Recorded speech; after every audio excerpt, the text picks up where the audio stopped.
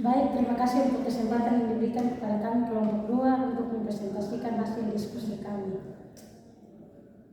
Materi pertama tentang suatu pengertian umum.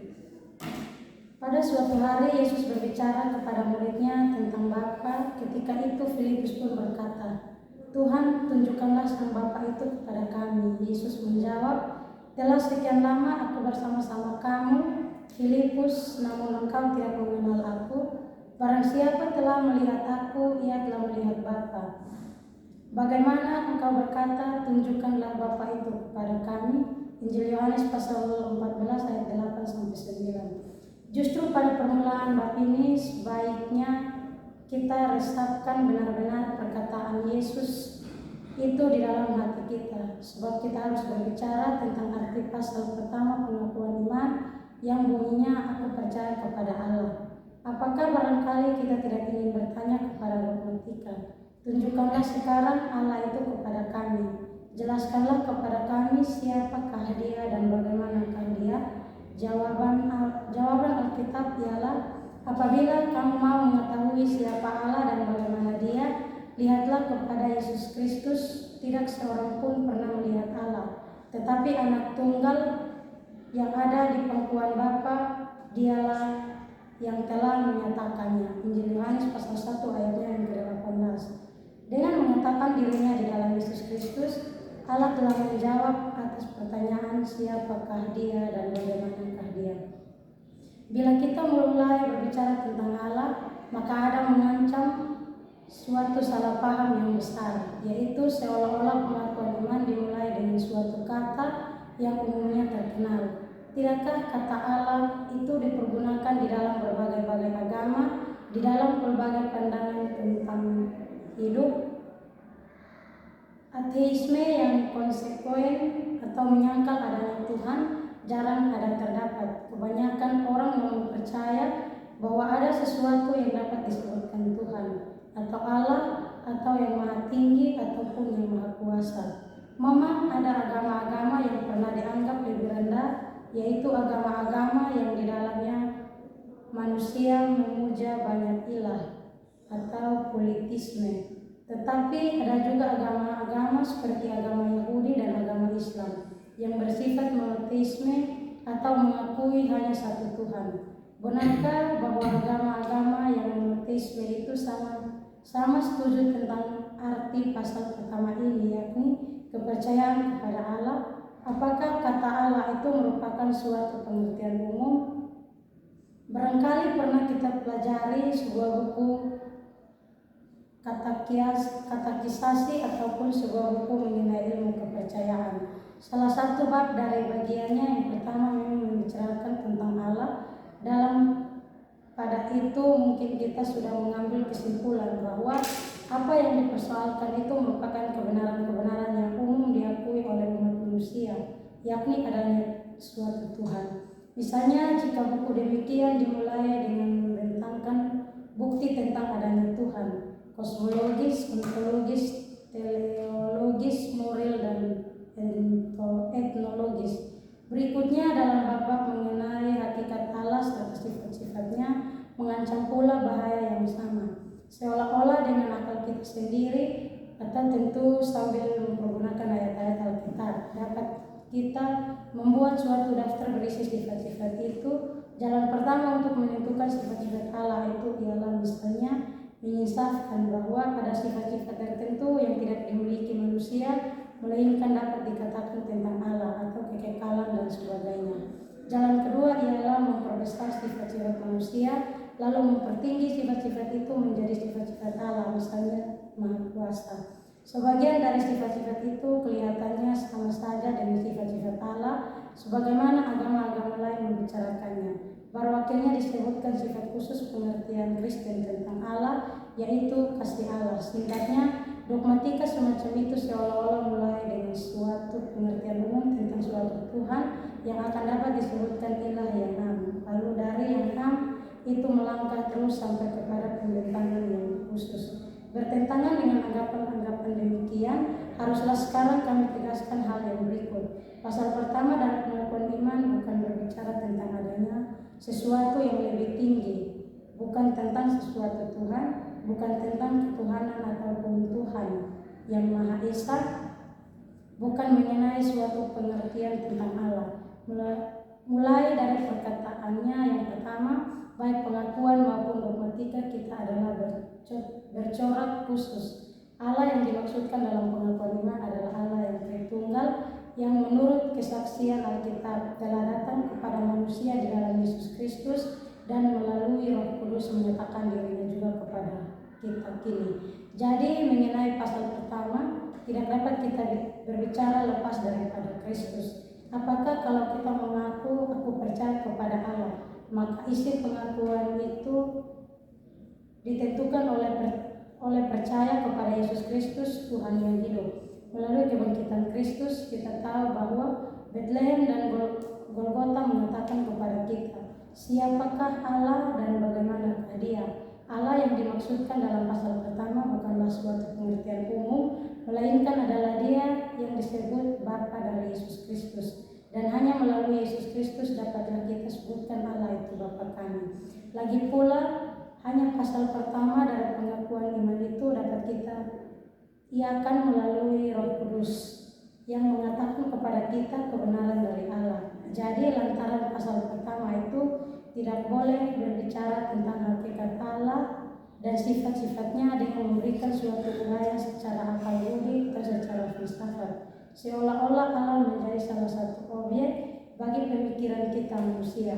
Haruslah senantiasa kita insafi bahwa pengakuan iman itu berbicara tentang Allah yang hidup, yang telah mendatangi kita dengan berfirman kepada kita dan bertindak kepada kita.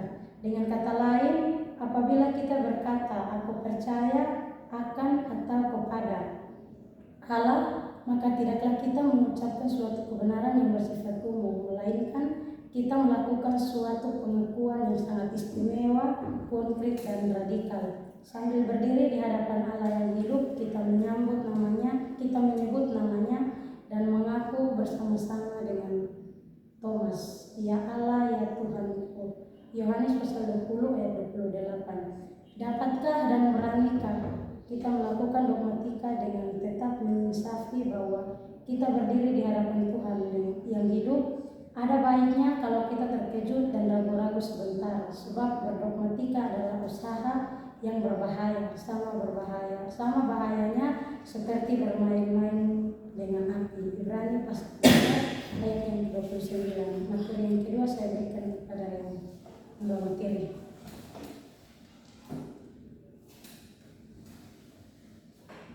Yang kedua, Allah dan para ilah.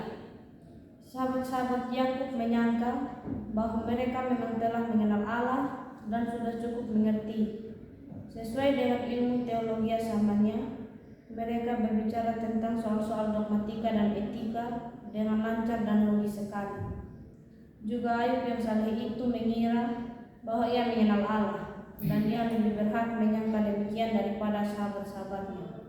Akan tetapi, ketika Allah mengatakan diri dengan firman dari tengah-tengah angin ribut, maka semuanya harus diam.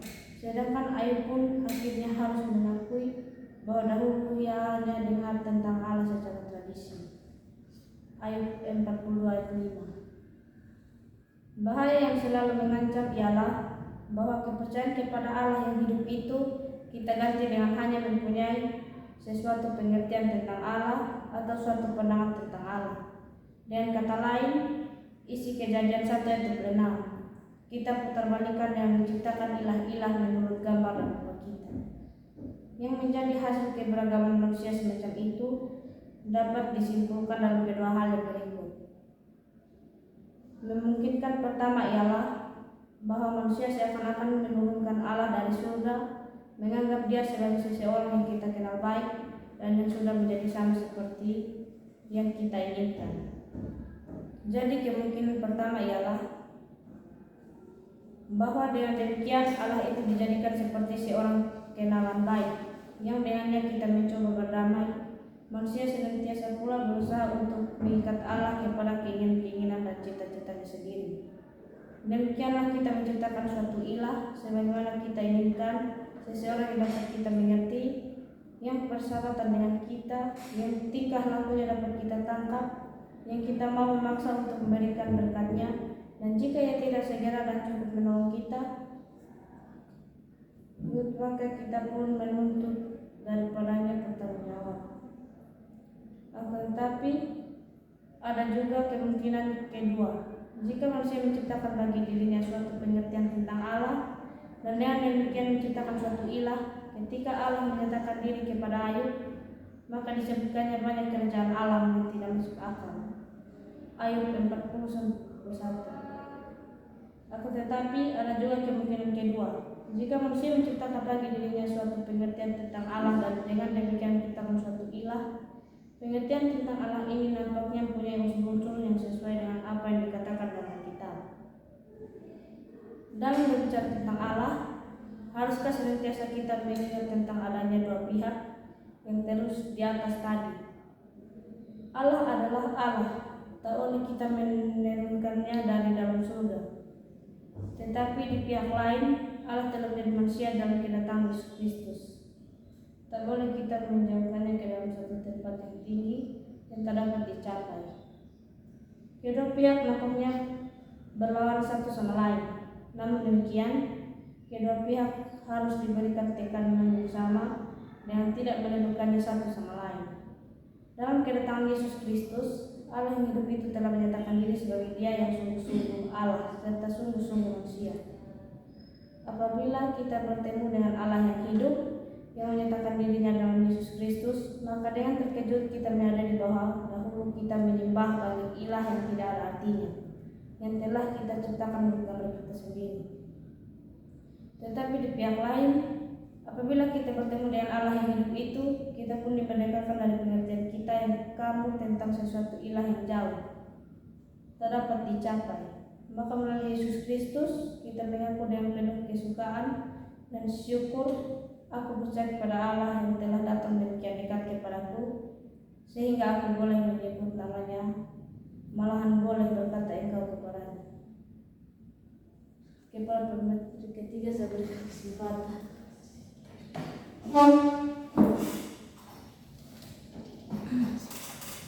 Baik, materi yang ketiga adalah Allah di dalam penyataannya.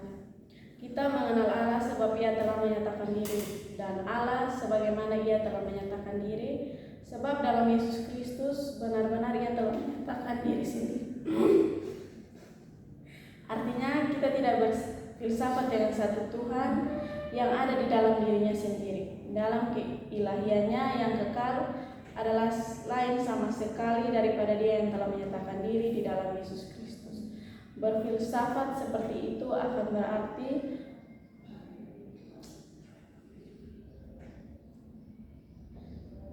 bahwa barulah di balik penyataannya kita akan mencari Allah yang sesungguhnya dan sebenarnya. Memanglah benar bahwa Allah hanya dapat dikenal melalui dengan perantara Allah sendiri. Tetapi Allah sudah menyatakan diri dalam kedatangan Yesus Kristus, dan oleh Roh Kudus Ia membuat kita mengenal Dia. Dengan kata lain, sesungguhnya kita dapat mengenal Allah sebab Ia menyatakan diri. Siapakah dan bagaimanakah Allah dalam penyataannya? Dalam menjawab pertanyaan itu, kami menyebut 3 hal sebagai berikut. Yang pertama, penyataan adalah perbuatan Allah. Di dalamnya tersimpul jawaban atas pertanyaan tadi. Allah bukan hanya berada saja, Ia bukanlah satu keberadaan yang bugil yang tidak bergerak. Ia adalah Allah yang bertindak, Allah yang berfirman, dan firman-Nya serentak merupakan perbuatannya. Sebagai Allah yang Tritunggal, Ia telah mendatangi manusia dan berkenan juga mendatangi kita, sehingga di dalam percaya sungguh kita alami perbuatannya. Yang kedua, berarti bahwa Allah mendatangi kita sebagai Allah yang adalah kasih, yang menciptakan perhubungan, malah persekutuan antara Dia dengan kita manusia. Perbuatannya di dalam penyataan itu adalah kasih-Nya. Yang ketiga, penyataan berarti bahwa dalam kedaulatannya yang merdeka Allah telah berkenan untuk datang kepada kita. Seringkas-ringkasnya dapat dikatakan bahwa kemerdekaan Allah berarti bahwa Allah itu Allah, bukan manusia dan bukan pula ilah. Allah telah menyatakan diri sehingga tidak perlu dibuktikan. melainkan justru langsung mengungkapkan siapa dan bagaimana Allah yang telah menyatakan diri itu. Alkitab dengan tegas menyatakan bahwa mula-mula bukan Israel yang mencari Allah, malah sebaliknya. Allah lah yang mencari Israel dan yang memperkenalkan dan menyatakan dirinya kepada Israel. Allah bersabda, "Aku telah berkenan memberi petunjuk kepada orang yang tidak menanyakan aku. Aku telah berkenan ditemukan oleh orang yang tidak mencari aku. Aku telah berkata, ini aku, kepada bangsa yang tidak memanggil namaku." Yesaya 65 ayat 1. Dengan karya-karyanya yang besar dalam sejarah umat Israel, Tuhan Allah telah menyatakan dirinya atau memperkenalkan dirinya kepada umatnya. Israel mengenal Allah. Hal itu bukan karena Israel menggunakan akalnya untuk menjelajahi alam semesta, juga bukan karena Israel menyelami lubuk hatinya, melainkan karena Allah memperkenalkan dirinya atau menyatakan dirinya kepada Israel. Nabi Amos untuk menunjukkan otoritas misinya berkata, "Sungguh Tuhan Allah tidak berbuat sesuatu tanpa menyatakan keputusannya kepada hamba-hambanya para nabi." Amos 3 ayat 7. Baik, saya akan membagikan bagian keempat, Allah dengan segala kesempurnaannya. Di dalam dogmatika Kristen dan dalam buku-buku kisah kata sifat-sifat Allah pernah dibagi atas dua. Pertama, sifat-sifat yang di dalamnya manusia tidak ambil bagian. Jadi sifat-sifatnya dapat dikatakan tentang Allah, seperti ketidakbergantungan kepada siapa dan apapun, ketidakberubahan, kesesaan, kehadiran di mana-mana, kekekalan. Kedua sifat yang di dalamnya manusia sekedar ambil bagian. Jadi sifat-sifat yang ternyata juga ada sedikit dalam diri manusia, seperti hikmat, mahata, maha kuasa, kesetiaan, keadilan, kesucian, kebaikan, kebalas kasihan, pengasihan. Kabar berbicara tentang segala kesempurnaan Allah dengan menghubungkannya kepada kasih Allah, kemerdekaan Allah, lalu sebagai kesempurnaan yang tergolong kepada kasih yang menguraikan. Yang pertama, rahmat Allah dan kekudusannya. Yang kedua, balas kasihan Allah dan keadilannya. Yang ketiga, balas kasihan Allah dengan keadilannya. Sebagai kesempurnaan yang tergolong kepada kemerdekaan Allah, menguraikan keesaan Allah dan kehadirannya di mana-mana, kesucian Allah, ketidakberubahan dan maha kuasanya, kekekalan Allah dan kemuliaannya. Kata sifat-sifat adalah terlampau netral dan objektif. Sebagai oleh hati dan hidup, kita tidak ada sangkut pautnya dengan pokok ini, sebab itu oleh yang lebih suka berbicara tentang perbuatan besar Allah. Pertama Petrus 2 ayat 9, kami lebih suka mempergunakan ungkapan kesempurnaan, sebab tiap-tiap sifat merupakan kesempurnaan Allah yang esa, dan salah satu sifat tidak lepas dari segala kesempurnaan bersama-sama. Tidak boleh kita memisahkan sifat itu satu sama lain, apalagi dipertentangkan dua macam sifat, misalnya keadilan dan balas kasihan. Sedangkan yang ketiga, misalnya hikmah, mengimbangkan kedua tadi dalam membicarakan tentang sifat-sifat Allah. Ada juga bahaya bahwa kita bertolak dari sejumlah sifat-sifat yang kita kenal dan ketahui sebagai sifat-sifat manusia, lalu memperbesar semuanya menjadi sifat-sifat tertentu, maha kuasa, maha murah dan sebagainya. Pembagian atas sifat-sifat di dalamnya manusia ambil bagian sebenarnya kurang tepat. Hanya yang terbesar dalam membicarakan sifat-sifat Allah itu ialah bahwa kita menguraikan secara akal budi melalui secara filsafat. Mengenai sifat-sifat Allah, justru besar sekali bedanya antara menguraikan secara akal budi dan membicarakannya secara dogmatika. Tetapi apabila kita bertanya-tanya kepada Alkitab yang menjadi ukuran bagi dogmatika, apa artinya kalau Allah itu dikatakan Maha Kuasa, maka jawaban yang konkret sekali yang menyangkut segenap diri saya ialah karena kuasa Allah. Yesus Kristus telah bangkit dari orang mati. Korintus 13 ayat 4. Malah karena kuasa ini engkau dapat diselamatkan. Matius 19 ayat 25 sampai 26. Dogmatika ada sangkut pautnya dengan pemberitaan gereja tentang keselamatan yang datang kepada kita. Sebab itu dogmatika menjadi suatu nyanyian pujian. Hanya dengan cara begitulah kita berbicara tentang segala kesempurnaan Allah, yakni dalam hubungannya dengan pemberitaan atau khotbah yang ditujukan kepada diri sendiri dan sebagai nyanyian pujian yang dinyanyikan untuk memuliakan Allah. Baiklah kita memecahkan ke dalam hati kita apa yang telah dikatakan oleh seorang ahli teologi dan menyimpulkan pembicaraan tentang segala kesempurnaan Allah. Demikian kekekalan Allah mengajar kita menghitung hari-hari kita.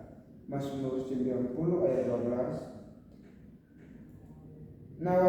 Nyawa kita tidak memahami Allah, membuat kita hanya memberi penghormatan kepadanya saja. Roma 13 ayat 33 sampai 36 mengatakan bahwa Allah tidak kelihatan, membuat kita belajar dan berjalan dengan dan bukan dengan penglihatan. Kedua Korintus 5 ayat 7. Keadaannya yang tak berubah-ubah itu berarti ya ingat kepada janjinya untuk selama-lamanya, yakni kepada yang telah diperintahkannya kepada 1000 angkatan. Mazmur 105 ayat 8 bahwa Allah hadir di mana-mana, berarti bahwa kita tidak dapat lari dari hadapannya. Mazmur 139 ayat 7, kuasa Allah memberitakan bahwa baginya tidak ada yang mustahil. Lukas 1 ayat 7, dengan hikmatnya yang sempurna ia berkenan menyelamatkan orang-orang percaya oleh kebodohan pemberitaan Injil. Pertama Korintus 1 ayat 21, keadilannya menjadi nyata demikian rupa hingga ia mengampuni segala dosa kita dan menyucikan kita dari segala kejahatan. Yohanes 1 ayat 9, kebaikannya berarti bahwa ia adalah Tuhan dari semua orang, kaya bagi semua orang yang berseru kepadanya. Demikian hasil diskusi kami. Baik, terima kasih. Inilah hasil diskusi kami tentang Allah, dan jika ada pertanyaan